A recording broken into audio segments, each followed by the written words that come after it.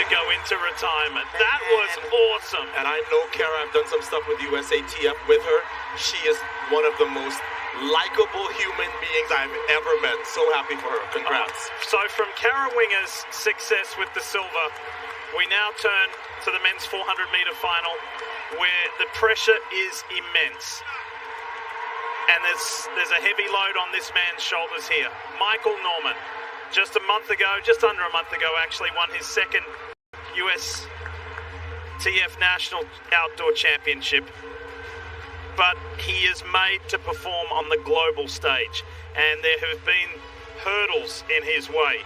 There have been hiccups that have occurred. And now the path is set, but is tonight his night?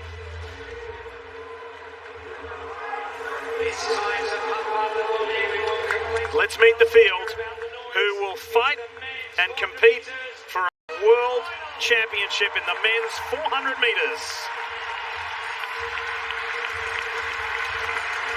And we meet the field here in lane 8 is Endori of Botswana. He's at his first World Championships. He made his Olympic debut in Tokyo, where he won a bronze medal as a part of their 4x4 relay team. Here's South Africa's Wade van Niekerk, the world record holder. He was ruling the roost, Olympic champion in 2016, world champion in 2015 and 2017. If he gets a medal here, joins Michael Johnson as the only person with 3 or more world titles. Team USA has found a gem in this young man, champion Allison. He has looked phenomenal. He shaved more than half a second off his previous personal best, running under 44 seconds. Matthew Hudson-Smith just broke the British record. Great Britain's only medal in this event came 31 years ago when Roger Black won silver. Michael Norman.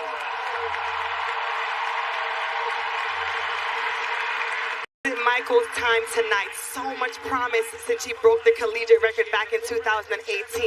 Will he finally win a first global title? I think this is the most dangerous man in the field in terms of upsetting Michael Norman. That's because he's behind him.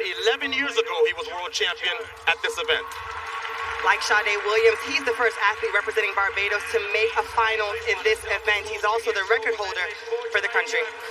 And when Jamaica won its only world title in this event, it was at the very first World Championships in Helsinki '83. That was my friend Bert Cameron, Chris Taylor trying to duplicate his feat out of lane 1. So let's go back to Michael Norman, because he did win gold in Tokyo. That was in the 4x400 relay. That's not what he set out to do. That was part of the plan. This is his event. And remember one of our storylines on NBC Olympics, his mum was born in Japan. He's Japanese, only about 100 miles in Tokyo. That was frustrating, to say the least. Now, here we go. It didn't work out in Doha for him either. There was an injury there. So now we come to the third global meet. And it's time for Michael Norman to go for gold.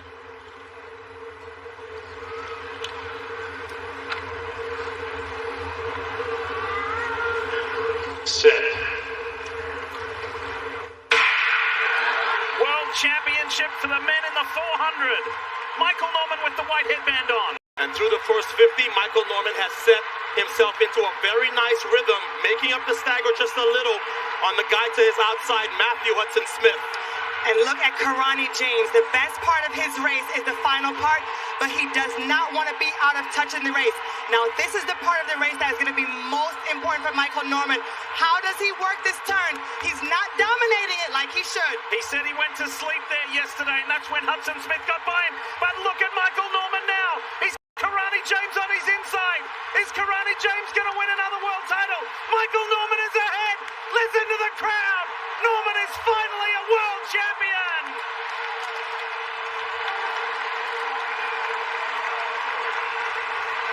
The weight, the effort, the agony. It's over. Michael Norman, world champion in the men's 400.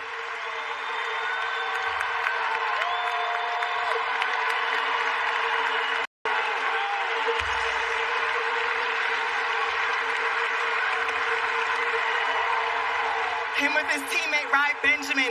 Michael Norman has just had a career-defining moment. This man has had so much pressure, so much expectation. Many people thinking it was now or never for Michael Norman. Well, he has finally quieted his naysayers. No more waiting. It's Michael's time. And that had to feel good after seeing Rai Benjamin get a silver medal last year at the Olympics and then another silver here. Those two are best buds. And only one of them had any individual hardware. What about Karani James? It seems like every year, death, taxes, and Karani James on the medal stand in the 400. He has yet another medal. And Matthew Hudson-Smith comes up and gets one for Great Britain as well. And how about young champion Allison? Allison just finishes off the podium in fourth. Impressive race. What a great race. I am so happy for Michael Norman. Around the turn, looked like he might not have done enough, but he was so determined in the final phase of the race. To me, that was someone who said, I refuse to lose tonight. There goes his agent, Emmanuel. It's one thing to have, that's his father, Michael Norman Sr.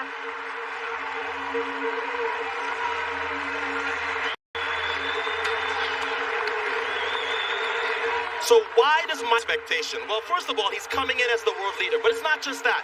When he was in college, he set the collegiate record in this building in one of the worst conditions ever and ran sub 44.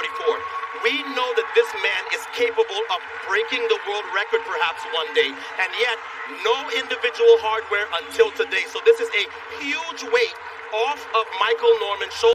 He has finally delivered. And now he can look forward, son, to Paris 2024. I'm telling you, we heard Noah Lau say it. When you're feeling the pressure, it's hard to run your best races, and you have to get past it. And how do you get past it? Having a race like this. Otto, Karani James came off the turn in front of Michael Norman, and he dug deep, and he found his best when it mattered most in front of a home crowd. I'm happy for everyone else in the stadium to witness this, but I'm more excited for Michael Norman because Trey Hardy has been saying it this whole championships. Sometimes you got to get your head out of the way of what your body is capable of doing. And now he has finally done that.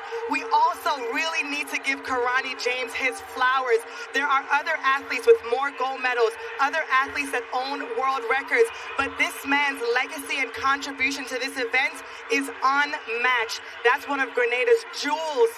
He is phenomenal. Another medal for Grenada and Karani James. What a race, guys. What a race.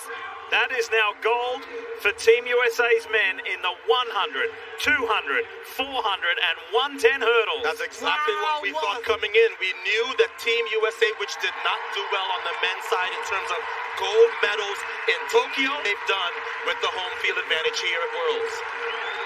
A huge turnaround for them, and what perfectly timed.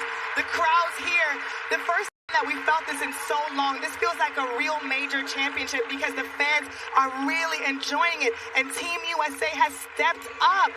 We heard Carl Lewis say it, that it's not, you can't take this for granted. It's an advantage, but it can also be a lot of pressure, crumble under the pressure, but not Team USA. Michael Norman said before this race, before this meet, this is the best I've ever felt going into a global championship. He said, I have been laser focused in my preparation